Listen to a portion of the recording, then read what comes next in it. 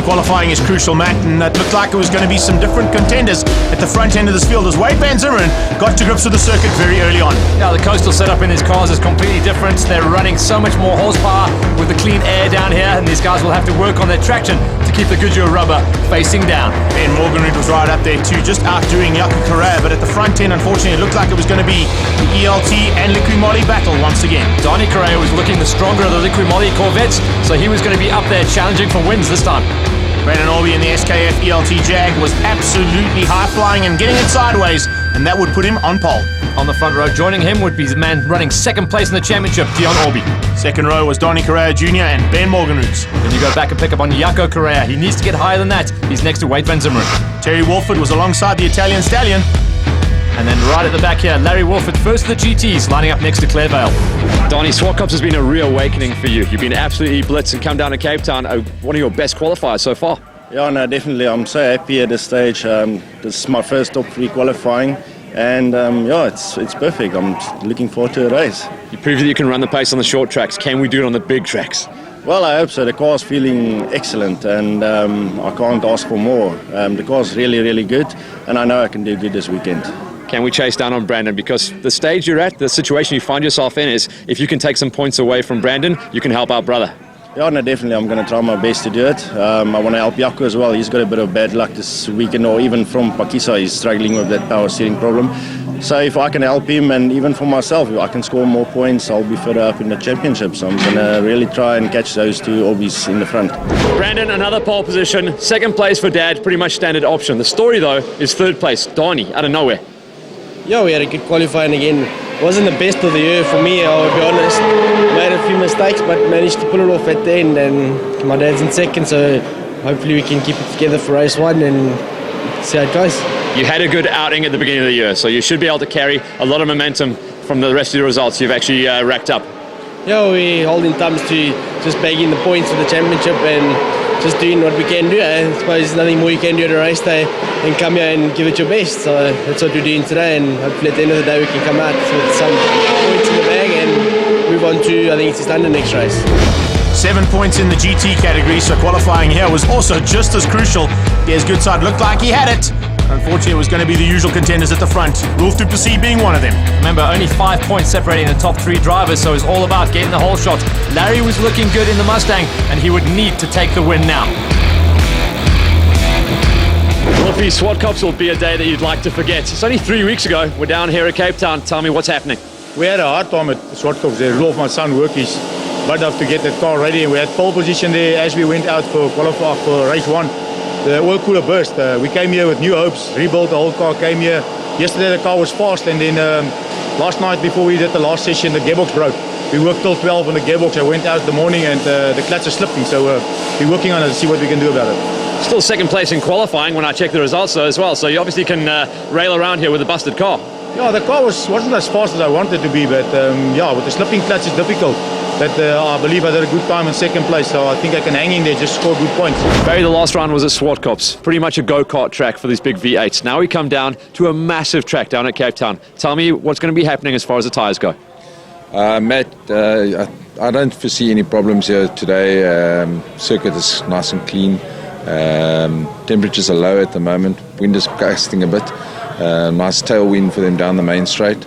But I think, yeah, we're going to have a good day's racing, and the tyres will last both heats. And that maybe in the second heat, around about, say, lap 6 or 7, they might start getting a bit, loose in that there, which is going to give us some great fun in it, I think. But otherwise, I think we're going to have a great day, Looking forward to the action that's going to rip up the tarmac here in Cape Town. Across the line, and it's going to be ELTs heading this field up down towards West Bank Corner. Ben Morgan is getting a very good start. In the GT category, it looks like Larry Wolford might get the whole shot as well, but it's definitely Brandon Orby and Dion Orby, 1 and 2, or 3 and 4 as their cars are numbered, into West Bank Corner. Jaco Correa has made a good start. He's already up to 4th place, so he's made some good inroads in the first corner, and he's going to be following his brother Donnie Correa through. But Brandon is already stretching his legs off the front, as in the background you see cars just getting all kinds of loose. Yeah, big out of shape moment there for one of the cars, and as they come through out of engine corner, these guys are absolutely flying, and no holding back at all as they go through Damstip is Liquimoli Corvettes 3 and 4 on the road, trying to catch those Jaguars. Look at the gap that Brandon's opened up already as Jaco looks up the inside of his brother. That's a bit of a situation. You've got to ask, is Dion holding everyone else back to give the advantage? Because Jaco, if you see the amount of drive he got through Malmesbury, he is absolutely buried now. And I think he's got a good chance to get through on these two. White line rule will come into effect here. Look for the white line in the middle of the track. You can see Dion's decided to go on the inside line, so they're going to have to follow him through line of stern. Look at that, around the outside. Jaco Correa trying to outdo his brother. Can't make that one stick. There's not enough room out there on the exit of the turn. Morgan Root behind Van Zimmeren. Then we got Terry Wolford. A good start from him.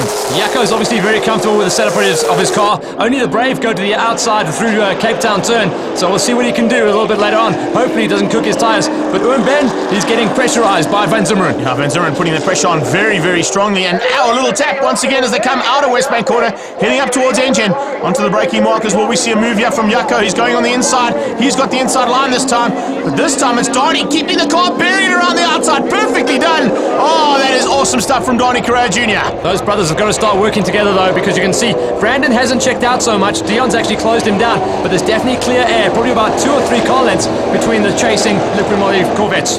Wolford has got through on Franklin and Matteo just in the background there too, but up front it's still 3 and 4. They are first and second on the road. 12 and 10 behind them, the Liquimoli Corvettes. This is Jaco Correa. This is what it's like at 280 kilometers an hour down the back straightaway and onto the braking markers for Cape Town. Yeah, believe me, they don't even notice the mountain in the distance. They are looking for brake markers as things get pretty real up here. Brandon making a mistake, and it's all kinds of physical contact there. Brandon had a huge problem. It looks like he ran out of gears there completely, and he's actually losing another place here to Jaco Correa. So a problem for Brandon Orby. He's gone down from first place to fourth place. Dion Orby sneaking through. Here comes the Matteo back at Wolford. Just in the background, I picked up on Des Goodside. He leads out in the GT category. And Donnie Correa gets the move up the inside there. Couldn't quite make it work. Wasn't just quite close enough. So he's going to slot into second place. But there's been a big change up. I don't know what happened to Brandon Orby coming out of Cape Town corner the previous lap. He's got to have run out of gears because he seems to have recovered now. Well, he's recovered. He's got up into third place, and he's battling hard with his championship rival. So Jaco and Brandon going at it, actually bumping each other as they came through Engine corner.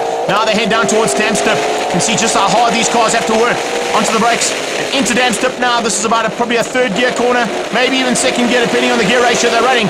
And now absolutely flat out up towards Malmesbury. Hardly even touching, just a little tap on the brakes, and then it's acceleration out of Malmesbury onto the back straight. They'll be drifting the whole way through here. Jaco Correa often puts a wheel out onto the dirt. That's going to lose his drive a little bit, but all 4 drivers at the front are buried the whole way down here. Donnie Correa Jr. looking menacing. He definitely wants to get through. There's the move. He goes on the inside line. Has he been able to make it stick? He's got the inside line. A tap between the two of them. He takes out the ELT Jaguar. Whoa, there's going to be a problem about that. Ben Morgan had to take evasive action. So did Brandon Orby. I think Brandon's actually damaged his car, and that is going to be ELT Jaguars 1 and 2 out of the race. So Donnie had to line up the inside here, and unfortunately collected Dion on the outside.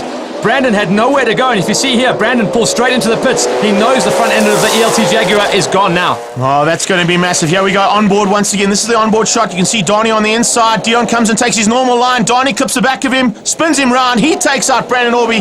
Orby's front left wheel is absolutely toast, and the Liquimolis live to survive that little incident.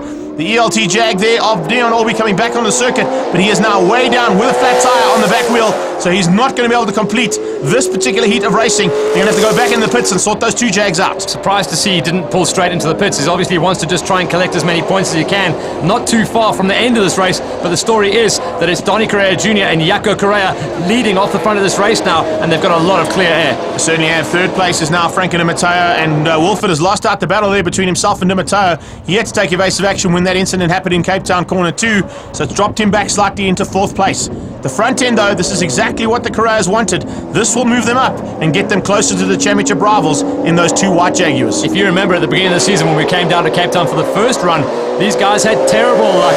They both picked up punches, so it's going to be good for them to actually turn things around now. See whether or not they can keep it all together for the last couple of laps there. There is 3rd place. Problems are, that's Dion Orby. Looks like the back end of their car is now just given up the ghost, unfortunately, and that'll be the end of race 1 for both of those SKF Jags. And that's massive for the championship because Brandon is leading, Dion is in 2nd. The man that is in 3rd place, we're on board with him right now. That's Jaco Correa.